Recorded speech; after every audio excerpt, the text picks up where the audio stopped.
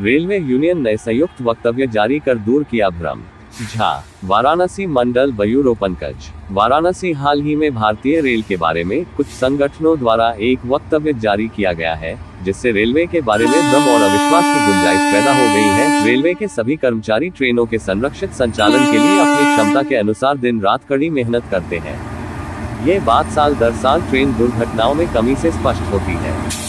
इसके अलावा भले ही दुर्घटना का प्रथम दृष्टया कारण बता दिया जाता है, लेकिन रेलवे में होने वाली हर दुर्घटना के बाद हमेशा रेल संरक्षा आयुक्त CRS या बहु विषयक टीम द्वारा दुर्घटना के कारण का पता लगाने और रिमेडियल मेजर्स सुझाने के लिए विस्तृत जांच की जाती है।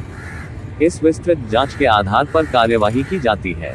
दोनों फेडरेशन AIRF और NFIR द्वारा संरक्षा मानकों को और बेहतर बनाने के लिए सुझाव भी दिया जाता रहा है। ये कुशल और मेहनती रेलवे कर्मचारी ही हैं, जो इस देश के लोगों को परिवहन का सबसे सस्ता साधन उपलब्ध कराते हैं। हम फेडरेशन गर्व से कहते हैं कि हम यात्रियों की सुरक्षा और संपत्तियों की सुरक्षा के लिए काम करना जारी रखते हैं।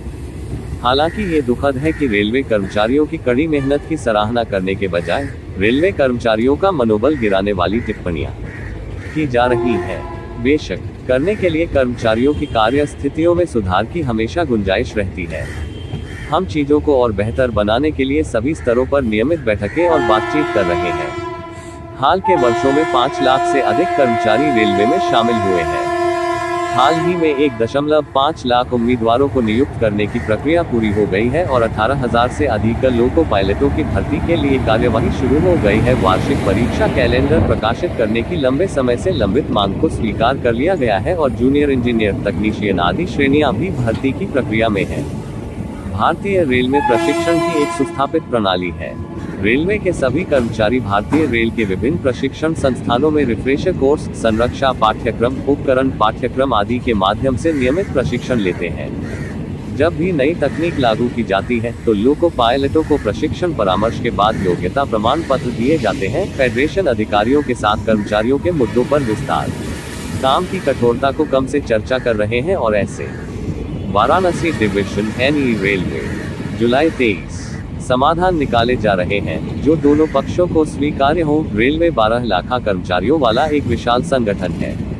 इस संगठन की कार्यप्रणाली बाहरी लोगों को आसानी से समझ में नहीं आती।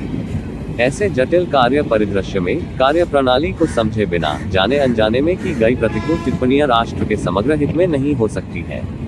इसलिए फेडरेशन व्यक्तियों और संगठनों से राष्ट्र के समग्र हित के लिए रचनात्मक तरीके से सहयोग करने की अपील करता है। हम गैर रेलवे यूनियनों, संगठनों आदि द्वारा जारी किए गए बयानों को गंभीरता से नहीं लेते हैं, क्योंकि ये बयान आम लोगों के मन में आशंका और डर का माहौल पैदा करेंगे।